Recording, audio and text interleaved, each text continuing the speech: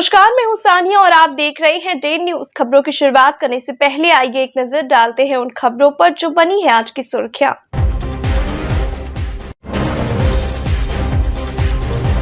एक युवक ने अपने चचेरे भाई का ही कर दिया खून, जमीनी विवाद में चढ़ा दिया ट्रैक्टर और हो गया फरार। पूरे गांव में फैल गई सनसनी।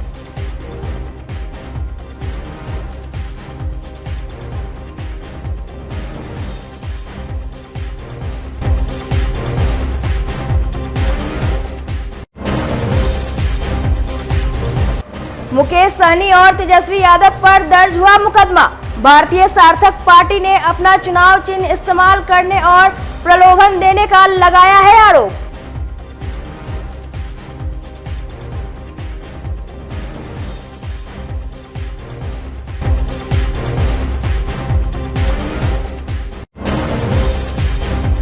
और पुलिस की दलाली करने वालों की अब नहीं है खैर, चिन्हित होने पर जाएंगे जेल।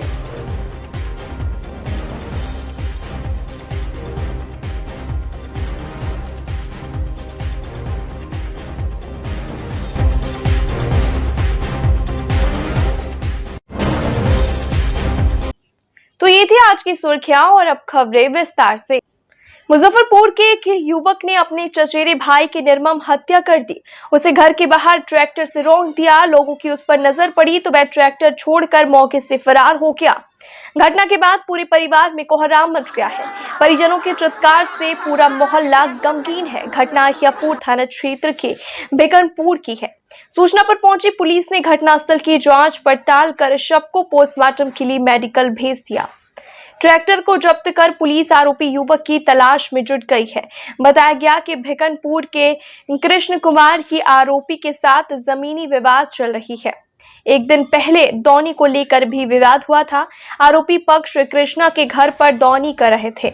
इस पर उन्होंने विरोध किया था। इस दौरान मारपीट भी हुई थी। इसके बाद सुबह में कृष्ण कुमार का पुत्र शशि घर के बाहर था। आरोपी का घर भी पड़ोस में ही है। शशि को अकेला देख चचेरे भाई ने ट्रैक्टर से कुचल दिया। उस पर कई बार ट्रैक्टर दौड़ाया। मोहल्ले के एक दो लोग जब घटना को देख तो शोर मचाना शुरू किया। लोगों के पहुंचते ही आरोपी फरार हो गया। थानेदार रोहन कुमार ने बताया कि परिजनों के बयान दर्ज कर संबंधित थाने को भेज दिया गया है। इधर घटना की जांच करने के बाद अहियापुर पुलिस ने 2 लोगों को पूछताछ के लिए हिरासत में लिया है।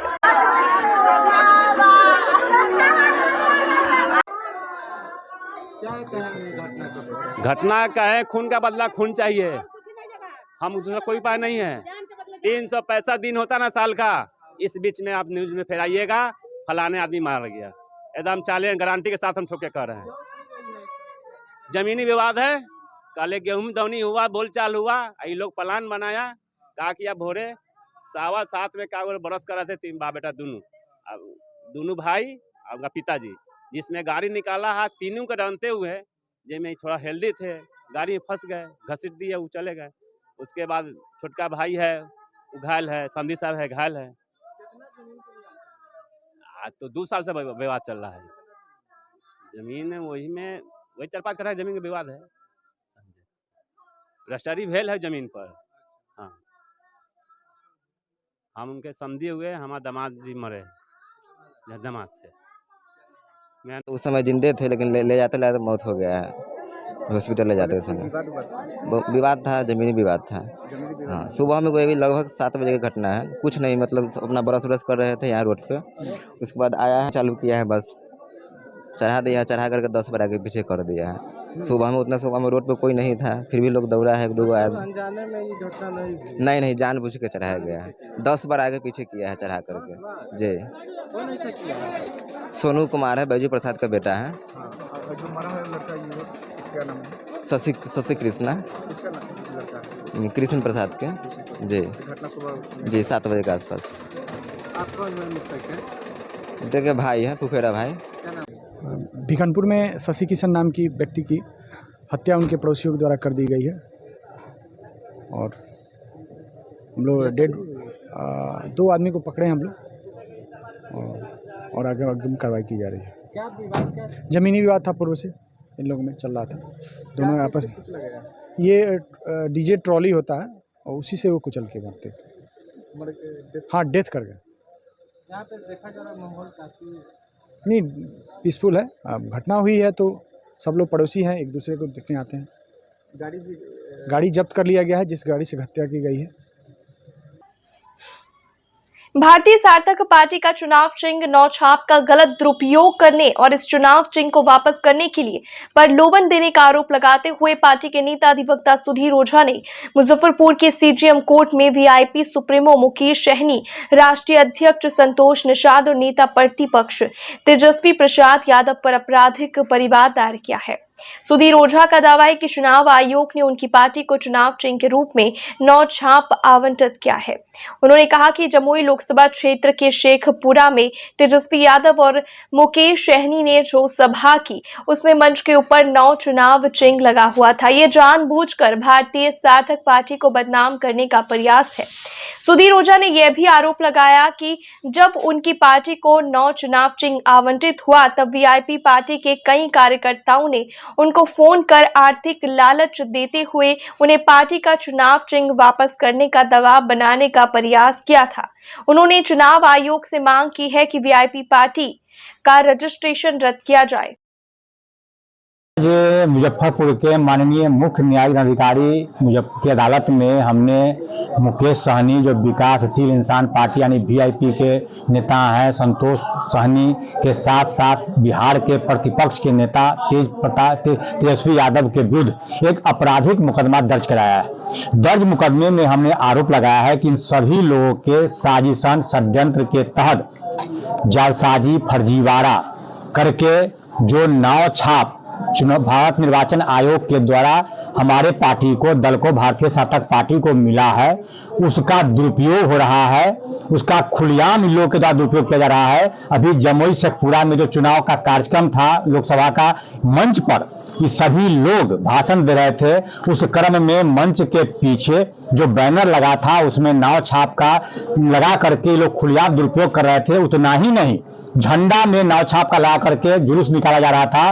और 31 हद तो तब हो गई जब 31 मार्च को जन्मदिन मनाया मुकेश सहनी, तो उन्होंने अपने कार्यालय में पीछे बैनर लगा करके जिसमें नाव छाप का चिन्ह दे करके और कई कार्यक्रम किया है। इसको लेकर के हमने भारत निर्वाचन आयोग से एक शिकायत भी की है कि इनके दल को, जो रजिस्टर्ड पार्टी है, उसको रद्द किया जाए, इनके पार्टी का रजिस्ट्रेशन रद्द किया जाए। और इसके साथ साथ आपराधिक मुकदमा भी हमने कोर्ट में किया है, जो आईपीसी की धारा 420, 467, 68, 71 के साथ साथ आईपीसी की धारा 171 की कई धाराओं में यह मुकदमा हमने दर्ज किया है। माननीय न्यायालय ने इसे गंभीरता से लिया है और सुनवाई के लिए 27/4 की तिथि मुकर्रर की है। इस बीच में मैं बता दूं, आश्चर्य की बात है कि जब मुझे चुनाव चिन्ह आवंटन हुआ निर्वाचन आयोग के द्वारा, हम प्रेस कॉन्फ्रेंस कर रहे थे, उसी दौरान इनके लोगों के द्वारा धमकी दिया गया। कई मीडिया के साथियों के ऊपर भी फोन आया। जब उससे मैं विचलित नहीं हुआ, तब प्रलोभन दे करके हम लोगों के साथ पैसा दे करके छाप को वापस लेने का प्रयास किया गया। उसमें भी सफलता नहीं मिली। तो इस तरह का घिनौना काम यह चुनाव में कर रहे हैं, जबकि हमारी दल कई जगह पर अपना प्रत्याशी खड़ा कर रही है। आगे इसमें चुनाव आयोग में भी आवेदन आप लोगों ने डाला है? हमने चुनाव आयोग को आवेदन दिया है, उसमें शिकायत किया है कि जिस तरह से कार्य कर रहे हैं, इनके रजिस्ट्रेशन को अविलंब रद्द किया जाए। मुजफ्फरपुर के आरबीबीएम कॉलेज में राष्ट्रीय सेवा योजना एवं इतिहास विभाग के संयुक्त तत्वाधान में विश्व विरासत दिवस पर गुरुवार को पोस्टर मेकिंग से प्रस्तुतिकरण प्रतियोगिता का आयोजन किया गया। प्राचार्य ममता रानी ने कहा कि खान पान, वेशभूषा, ऐतिहासिक स्थल और लोक कला की विरासत को सहेजा ना जाए तो ये विलुप्त हो जाएगा।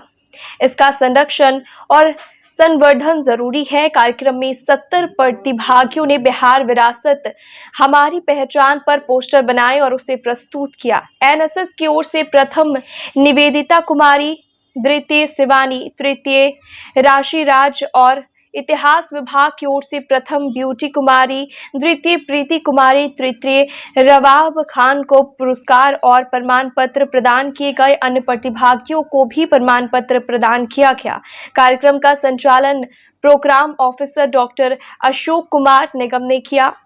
निर्णायक मंडल सदस्यता के रूप में रेणुबाला अंकिता सिंह ने महत्वपूर्ण भूमिका निभाई। धन्यवाद ज्ञापन चेतना वर्मा ने किया। कार्यक्रम में रामेश्वर राय, अभय कुमार, अफरोज, राकेश कुमार सहित कई अन्य शिक्षक उपस्थित रहे। 18 अप्रैल को विश्व विरासत दिवस मनाया जाता है और आज हमारे महाविद्यालय में रामवृक्ष बेनीपुरी महिला महाविद्यालय में राष्ट्रीय सेवा योजना की इकाई और इतिहास विभाग ने संयुक्त रूप से बिहार की विरासत पर एक प्रदर्शनी प्रतियोगिता का आयोजन किया था, जिसमें बच्चियों ने बिहार के जो स्मारक हैं, ऐतिहासिक स्मारक हैं, उनके बारे में पूरी जानकारी लिखी है और उनकी पेंटिंग बनाई है और उसका प्रदर्शन किया है यहाँ पर। साथ ही उनको जो उन्होंने बनाया उस पर बोलना भी था, उस विरासत के बारे में लोगों को बताना भी था। तो उन लोगों को सभी को 2-2 मिनट का समय दिया गया था। उस विरासत के बारे में उन्होंने जानकारी साझा की है सभी से और काफ़ी उत्साहजनक ये प्रतियोगिता रही। इसी बहाने बच्चों ने बिहार की विरासत जैसे कि बौद्ध गया का मंदिर है या हमारे वैशाली का स्तूप है या वहाँ राजगिरी का स्तूप है, सासाराम में जो शेरशाह सूरी की का कब्र है और जो पर्व है जैसे छठ है, मिथिला पेंटिंग जो हमारी विरासत है, इन सब चीज़ों पे बहुत सुंदर चित्र बना करके, पोस्टर बना करके प्रदर्शित किया है, जिसमें कि इतिहास विभाग से 3 छात्राओं को प्रथम, द्वितीय, तृतीय और राष्ट्रीय सेवा योजना इकाई की 3 छात्राओं को प्रथम, द्वितीय और तृतीय पुरस्कार प्राप्त हुए हैं। निर्णायक की भूमिका में डॉक्टर रेणुबाला और डॉक्टर अंकिता थी और संयोजक इसके राष्ट्रीय सेवा योजना के अशोक निगम जी और हिस्ट्री की विभागाध्यक्षा डॉक्टर चेतना वर्मा थी। पुलिस के नाम पर दलाली करने वाले या फिर पुलिस केस से बचाने के बदले रिश्वत लेने वालों की शामत आने वाली है। मुजफ्फरपुर के एएसपी टाउन भानु प्रताप सिंह ने भ्रष्टाचार को रोकने के लिए थानों को एक अनोखा आदेश दिया है।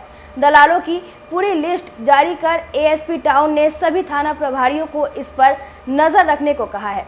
इसके अलावा भ्रष्ट पुलिस अधिकारी पर भी सीनियर पदाधिकारी कार्रवाई करने जा रहे हैं। काम के बदले पब्लिक से रिश्वत का डिमांड करने वाले पुलिसकर्मी पर भी विभागीय कार्रवाई तो होगी ही, कानूनी कार्रवाई भी होगी।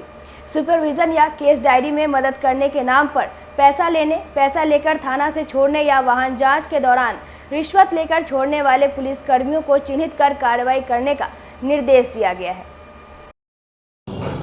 बिहार पुलिस के अनेक महत्वपूर्ण मिशनों में से एक मिशन जो सबसे महत्वपूर्ण है वो है जीरो टॉलरेंस ऑन करप्शन, यानी भ्रष्टाचार पर हमारी शून्य सहिष्णुता की नीति है। तो बहुत सारी शिकायतें पब्लिक से आ रही थी कि हालांकि उनका कोई साक्ष्य तो था नहीं, लेकिन फिर भी हम आप लोगों के माध्यम से बताना चाहते हैं कि अगर कोई व्यक्ति पुलिस के नाम पर पैसा लेता है या ठगी करता है या बोलता है कि हम आपका ये काम करवा देंगे, तो उसकी बातों में बिल्कुल भी नहीं आइए। और हमारा जो सरकारी मोबाइल नंबर है 9431800089, आप इस पर व्हाट्सएप मैसेज कर सकते हैं, कॉल कर सकते हैं। और अगर आपको सुविधा है ऑफिस तक आने में तो ऑफिस में आकर आप बता सकते हैं या किसी भी वरीय पदाधिकारी को भी बता सकते हैं, एसपी सिटी सर हैं या एसएसपी सर हैं, जहाँ भी आपको सुविधा लगे उस हिसाब से बता सकते हैं। इसी में अगला बिंदु है कि कोई भी व्यक्ति कौन हो सकता है जो आपको गुमराह कर रहा है। उसमें अगर कोई पुलिसकर्मी है तो उसकी भी आप सूचना दे सकते हो। अगर वो बदमाशी कर रहा है तो उसके खिलाफ सख्त एक्शन लिया जाएगा। इवन अगर एसएचओ आपसे बोल रहा है कि आपका केस तभी डिस्पोज होगा जब आप पैसे देंगे या आपके केस में तभी काम होगा जब आप पैसे देंगे, तो मैं क्लियर स्टैंड इस पर बता दूं कि ऐसा कुछ नहीं है। अगर आपका काम लीगल है तो उसके लिए कोई ज़रूरत नहीं है कुछ भी करने की, वो होना ही होना है आपका काम। अगर काम आपका इलीगल है तो वो काम होगा ही नहीं, कभी भी हो ही नहीं सकता है। कोई ट्रैफिक पुलिसकर्मी हो सकता है, जैसे चालान व्यवस्था में शिकायतें आती हैं कि वहाँ भी अननेसेसरी पैसा मांगा जाता है, तो मैं फिर बता रहा हूँ कि उसमें ऑनलाइन चालान का सिस्टम है, ऑफलाइन कोई भी सिस्टम नहीं है अब चालान का। इसके अलावा अगर कोई ड्राइवर है, ड्राइवर भी अगर बदमाशी कर रहा है कि हम साहब से आपको मिला देंगे या हम ये करवा देंगे, तो आप उसकी बेहिचक शिकायत कर सकते हैं, मैसेज कर सकते हैं, टेक्स्ट कर सकते हैं, फ़ोन कर सकते हैं। इसके अलावा कोई थाने पर दलाल है, सिविल पर्सन है, वो बोलता है कि हम आपको एसएचओ से मिला देंगे या आपकी एफआईआर करवा देंगे, तो ऐसे व्यक्तियों से सावधान रहें, उसके खिलाफ हम एक्शन लेंगे। आप साक्ष्य संकलित करिए, उसकी आवाज़ रिकॉर्ड कर सकते हैं या फिर आप रिकॉर्ड नहीं कर रहे हैं तो डायरेक्ट बता भी सकते हैं आप। या ऐसा भी हो सकता है आपके साथ ऐसे भी कुछ प्रकरण सामने आए हैं कि जिसमें कहते हैं, जैसे मैं अपना ही बताऊं कि हम एएसपी साहब को जानते हैं, हो सकता है कि उसने कोई प्रोसेशन में या जुलूस में जा रहे हो लॉ एंड ऑर्डर में, वहाँ हमारे साथ कोई सेल्फी ले ली हो या उसने फ़ोटो खिंचा लिया हो, उसके नाम पर अगर आपको वो गुमराह कर रहा है तो उसके खिलाफ सख्त एक्शन लिया जाएगा। तो आप गुमराह ना हो कृपया करके। इसके अलावा ऐसा भी हो सकता है कि आपको भय दिखाया जाता है या लालच दिया जाता है या आपकी मजबूरी का फ़ायदा उठाया जाता है। आपका कोई वीडियो बना लिया कि नहीं आप ये हम वायरल कर देंगे, तो इन बातों में कभी नहीं आना है आपको। या फिर आपके यहाँ जैसे कोई व्यक्ति उसका इलीगल काम कर रहा है तो उस पर रेड करना पुलिस का काम है। अगर आपका पड़ोसी उसका नाजायज फायदा उठाकर आपसे एक्सटॉर्शन कर रहा है तो वो भी अपराध है, दोनों ही उसमें दोषी हैं। तो कुछ शिकायतें ऐसी आ रही हैं तो उसको आप पुलिस से डायरेक्ट कांटेक्ट कीजिए। अगर आपको लगता है कि थाने पर आपकी बात नहीं सुनी जा रही, हालांकि सुनते हैं, हमें लगता है कि बात सुनी जा रही है, लेकिन फिर भी लगता है तो आप वरीय पदाधिकारी से मिल सकते हैं। उनके फ़ोन पर आप कॉल भी कर सकते हैं, उनके ऑफिस में डायरेक्ट आप मिल सकते हैं। या कोई स्टाफ भी अगर ऑफिस का या मेरे ही ऑफिस का हुआ है, कोई रीडर है या कोई और भी व्यक्ति है जो कुछ भी बोलता है कि सुपरविजन के नाम पर हम ये नाम निकल जाएगा, ऐसा कुछ नहीं है। हम सारे पीओ विजिट करते हैं, देखते हैं, मिलते हैं और साक्ष्य के आधार पर फैसला लेते हैं। जिसका नाम निकलना है वो तो निकलेगा, उसमें कोई इधर उधर का नहीं है, और जिसका जो इलीगल है वो कभी नहीं निकलेगा। तो आप अपना शोषण मत करवाइए और खुल के आइए, जिससे कि अच्छा समाज बने। और बिहार पुलिस आपकी सेवा में सदैव तत्पर है। और एक चीज़ और आती है, कभी कभी जो लीगल काम होते हैं, जैसे कोई बच्ची गुम हो गई या कोई बच्चा गुम हो गया, तो उसमें बोला जाता है कि हम CDR का एनालिसिस तब करेंगे कि जब आप कुछ पैसे देंगे या हमें रेड करने जाना है। तो ये आपको हम बता दें कि वी आर पब्लिक सर्वेंट, सरकार हमें सैलरी देती है इस बात की, जाना है उसके लिए भत्ता दिया जाता है, उसके लिए वो हमारा काम है। आपको कोई उसको एक्स्ट्रा पैसा नहीं देना है, कुछ भी नहीं देना है आपको। अगर कोई आनाकानी कर रहा है, कोई भी पुलिसकर्मी या कुछ कर रहा है, तो आप उसकी शिकायत वरीय पदाधिकारी से कर सकते हो या हमसे कर सकते हो। और 24/7 आवर्स आप कभी भी व्हाट्सएप मैसेज कर सकते हो, टेक्स्ट मैसेज कर सकते हो, कॉल कर सकते हो, कभी भी मिल सकते हो। हमारा काम है, सरकार इस चीज़ की हमें सैलरी देती है और हम लोग ईमानदार हैं। तो ये कोई एहसान नहीं कर रहे हैं, हमसे उम्मीद की जाती है कि ईमानदार रहें, और हर व्यक्ति से की जाती है, कोई हम एहसान नहीं कर रहे हैं। बस हम एक मैसेज आप लोगों को पहुँचा रहे हैं कि आप डायरेक्ट आके मिलिए और किसी के झांसे में मत आइए। धन्यवाद। अधिकतर करके सर देखा जाए तो थाना पे लोग ज़्यादा शिकायत आते रहते कि जो व्यवहार होते हैं पुलिस वाले के वो थोड़ा सही नहीं होते। लोगों के मतलब डांट फटकार करके बोला जाता है, कुछ भी मतलब कि एप्लीकेशन हो बहुत सारे से बात। ये सही बात है आपकी, कुछ शिकायतें ऐसी आ रही हैं तो हमसे मना नहीं कर रहे हैं, लेकिन जनरली आप देखेंगे कि थाना की कार्यप्रणाली बहुत हद तक सुधरी है। फिर भी हम उसके लिए भी बोल रहे हैं, अगर कोई ऐसी शिकायत आ रही है तो आप उसकी सूचना तुरंत दें वरीय पदाधिकारी को कि SHO FIR नहीं कर रहा है या बेवजह थाने पर बिठा रखा है।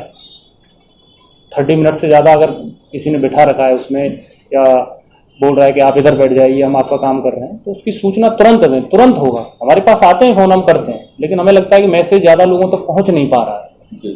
इसलिए अगर कोई भी शिकायत है आपकी, मैं एक लाइन में अगर पूरी अपनी उसको बात को रखूँ आप लोगों के सामने, ये अगर काम आपका कानूनी है, लीगल है, वैधानिक रूप से सही है, वो तो होना ही होना है।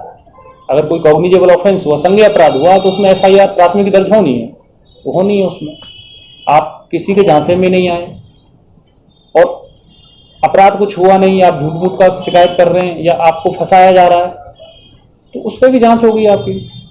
काम गलत किया है आपने, मतलब आपने हत्या कर दी किसी की, आप सोचेंगे हम बच जाएंगे, कभी नहीं बचेंगे आप। कितना भी पैसा खर्च कर लीजिए, कितना भी आप जैक जुगाड़ लगा लीजिए, आप जेल जाओगे। सिंपल से जो कानूनी है वो हो जाएगा, जो गैर कानूनी है वो कभी नहीं होगा। मुजफ्फरपुर के गायघाट थाना अध्यक्ष पुरुषोत्तम यादव पर सख्त कार्रवाई करने की मांग करते हुए मैठी गांव में पिछले 2 दिनों से ग्रामीणों का अनशन जारी है। थानेदार पर गांव की महिलाओं के साथ बेरहमी से पिटाई और दुर्व्यवहार करने का आरोप लगा है। ग्रामीणों में थाना अध्यक्ष पुरुषोत्तम यादव के खिलाफ जबरदस्त आक्रोश है। मामले में कार्रवाई नहीं होने पर अनशन में शामिल समाज सेवी आनंद कौशल और सुरेंद्र सिंह ने प्रशासन से थाना अध्यक्ष पर कार्रवाई करने की मांग की है। इन दोनों ने कहा कि न्याय के साथ विकास करने वाली सरकार में एक थानेदार पर कार्रवाई नहीं हो रही है। महिलाओं की इज्जत से खिलवाड़ करने वाले गायघाट थाना अध्यक्ष सीना तान कर कुर्सी पर बैठे हैं। इन्होंने कहा कि जब तक थाना अध्यक्ष पुरुषोत्तम यादव पर कार्रवाई नहीं होगी, अनशन जारी रहेगा। थे ना, गांधी बैरिस्ट्री पढ़ने गए थे लंदन, उसके बाद प्रैक्टिस करने गए साउथ अफ्रीका जाके उन्होंने जो अश्वेत लोग थे उनके खिलाफ, वहाँ पे जो भेदभावपूर्ण रवैया हो रहा था उसके खिलाफ वहाँ पे आंदोलन शुरू कर दिया था। तो आप जानते हैं मेरा बैकग्राउंड गांधीवादी है। मैं जिस पार्टी से आता हूँ वो गांधी की पार्टी है और मेरा परिवार भी गांधीवादी रहा है। तो गांधी का तरीका सबसे प्रभावशाली है। पूरी दुनिया गांधी को क्यों मानती है? इसी वजह से ना, क्योंकि उन्होंने अंग्रेजी हुकूमत को एक धोती और एक अंगोछे में झुका दिया था। तो अगर तानाशाही लोग नहीं मानेंगे, तानाशाही लोग अगर तानाशाही करते रहेंगे, तानाशाह है ये लोग, लाठी डंडों की राजनीति करते रहेंगे, तो हम जैसे लोगों को किसी न किसी को तो गांधी बनने की तो हमारी किसी की औकात नहीं है, लेकिन गांधी के रास्ते पे तो चल सकते हैं ना। तो बस गांधी का मार्ग अपनाया है, थोड़ा कठिन है लेकिन अच्छा है। कब तक बैठे रहेंगे? न्याय मिलने तक या मरने तक, दोनों में से जो पहले मिल जाए। क्या उम्मीद है, क्या पहले आएगा? भारत लोकतांत्रिक देश है, उम्मीद तो करेंगे, मुझे भी मेरा जीवन प्यारा है तो मैं उम्मीद करूंगा न्याय मिले। अगर न्याय नहीं मिला तो फिर न्याय भी तो प्यारा है ना, न्याय नहीं मिलेगा तो फिर जीवन। चुनाव आयोग संज्ञान लिया है आप लोगों के तमाम पत्र पर, क्या लगता है कि पुलिस महानिदेशक जो है वो जांच करवाएंगे? सारा मामला 3 तारीख का है, सब उनके संज्ञान में 5-6 तारीख तक पहुंच चुका था। आज तकरीबन 12-13 दिन हो गया। काफ़ी समय होता है ये, काफ़ी समय होता है ये चीज़ कि आप मतलब मेल का ज़माना है, इलेक्ट्रॉनिक ज़माना है। अभी आप जो मैं आपको बता रहा हूँ 2 मिनट में पूरा दुनिया देख लेगी उसको, तो फिर संज्ञान अगर लिया है तो फिर कार्यवाही क्यों नहीं? पड़ोसी बगल के गांव में है, रौना गांव घर है हमारा। 3 तारीख को जो बर्बरता हुआ पुलिस द्वारा महिला के साथ, उससे हम लोग बहुत ज़्यादा क्रोधित है। करीब 15 दिन बीत गया है, कोई न्याय का आशा दिखता नहीं, जो किधर से हमको न्याय मिलता दिख रहा है। इसलिए हम लोग निर्णय लिया है जब तक न्याय नहीं मिलता है तब तक हम लोग अनशन पर बैठे रहेंगे, चाहे अंतिम समय क्यों ना आ जाए। मैठी गांव बड़ासी से अनुरोध करेंगे, ऐसा कुछ हुआ तो जब तक न्याय नहीं मिलता है तब तक हमारा लाश दाह संस्कार नहीं होना चाहिए। मरने के बाद भी जब तक न्याय नहीं मिलता है तो दाह संस्कार नहीं होना चाहिए। केरल के ई हेल्थ टीम ने गुरुवार को मुजफ्फरपुर सदर अस्पताल पहुंचकर मुख्यमंत्री डिजिटल स्वास्थ्य योजना के तहत चल रहे भव्या ऐप से इलाज की व्यवस्था और उसमें मरीजों की दर्ज बीमारी का जायजा लिया। हर दिन कितने मरीजों का इलाज ऑनलाइन किया जा रहा है, भव्या ऐप पर ऑनलाइन रजिस्ट्रेशन कैसे होता है, बीमारी का आंकड़ा जुटाने के साथ कौन कौन सी बीमारी के अधिक मरीज आ रहे हैं, इन सब की जानकारी ली गई। टीम लीडर रंजन कुमारी ने बताया कि केरल स्वास्थ्य विभाग के विशेषज्ञों की टीम 2 दिवसीय दौरे पर आई है। सकरा और सदर अस्पताल में इलाज और जांच की व्यवस्था का जायजा लिया जा रहा है। सकरा में ई आशा के तहत चल रहे पायलट प्रोजेक्ट का भी अवलोकन किया गया। मरीजों से मिलकर सरकार की ओर से मिलने वाली सुविधाओं की भी जानकारी ली गई। MCH, पैथोलॉजी जांच, OPD, IOPD से भी जानकारी जुटाई गई है।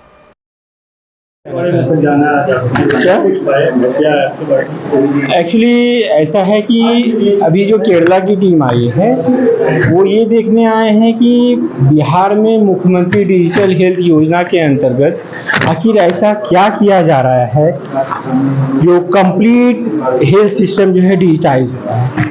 ना सिर्फ बिहार में बल्कि पूरे देश में इस बात की चर्चा हो रही है कि आखिर बिहार में क्या ट्रांसफॉर्म हो रहा है हेल्थ में डिजिटाइजेशन की तरफ। तो अभी जो केरला की टीम आई है उन्होंने यही देखा है कि Bhavya Bihar health application visionary योजना फॉर ऑल जो है ये एक्चुअली इसमें है क्या। उन्होंने जो है कंप्लीट मॉड्यूल को देखा, कंप्लीट जर्नी OPD रजिस्ट्रेशन से लेके जो है नर्सिंग डेस्क जहाँ जो है पेशेंट का वाइटल्स लिया जाता है, उसके बाद जो है डॉक्टर डेस्क जहाँ जो है डॉक्टर ऑनलाइन कंसल्टेंसी करते हैं, उसके बाद जो है जो उनके द्वारा जो रेडियोलॉजी पैथोलॉजी की जो रिकमेंडेशन की जाती हैं या मेडिसिन प्रिस्क्राइब किया जाता है या कुछ टेस्ट कहा जाता है, देयर आफ्टर वहाँ से जो जर्नी होती है।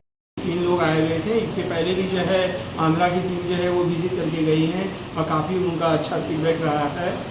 वो लोग जो है काफ़ी यहाँ से जो है अपने लिए एक एक्सपोजर विजिट जो है उन्होंने किया और काफ़ी जो है यहाँ से इनपुट लेके गए हैं।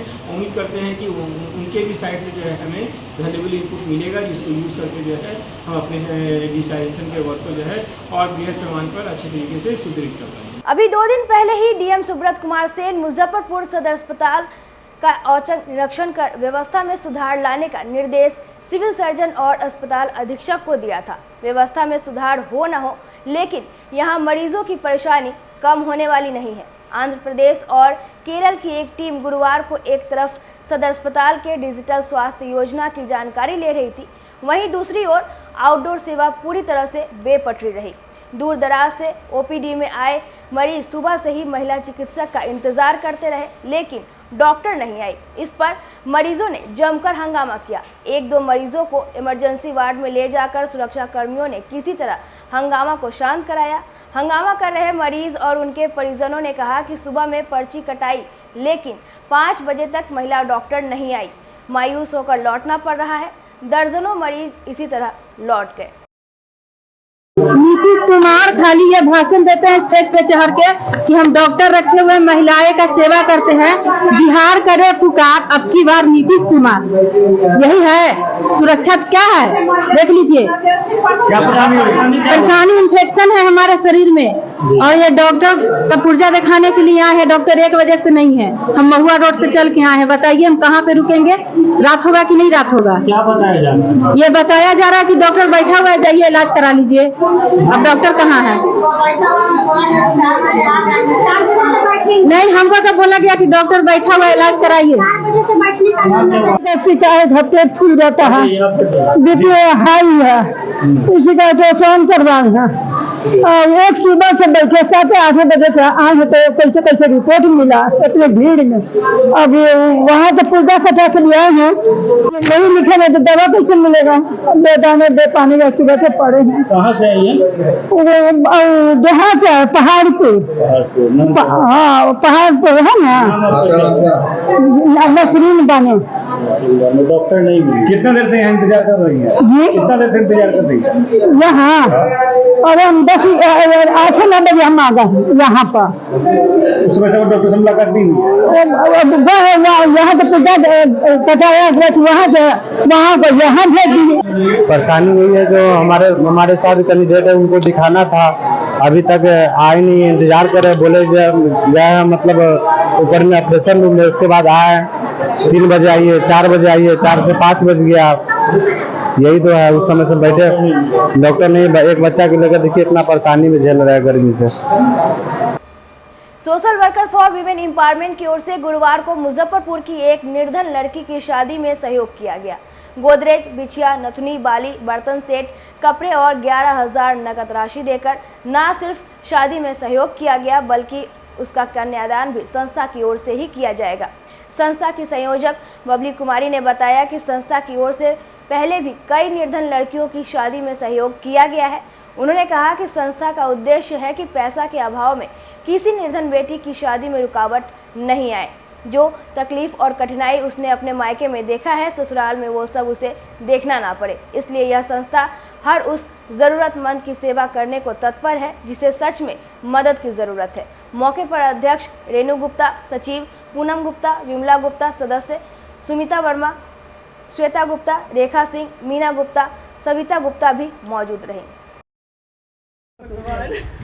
आज social worker for women empowerment की तरफ से एक ज़रूरतमंद लड़की की शादी की सारा सामान दिया जा रहा है, और इस लड़की की शादी आज इसका कन्यादान जो है वो हमारे संस्था की तरफ से हम सब मिल कर के वहाँ करेंगे। और वहाँ पे जितनी भी ज़रूरत की चीज़ें हैं वहाँ पे व्यवस्था ऑलरेडी वहाँ कराई जा रही है, और यहाँ तत्काल जो इनके साथ जा सके वो पहले ही दिया जा रहा है ताकि सब पैकिंग हो करके इनकी विदाई हो सके। और साथ में गोदरेज है, पायल है, बिछिया है, नाक का है, कपड़े हैं, ज्वेलरी है और अमाउंट है।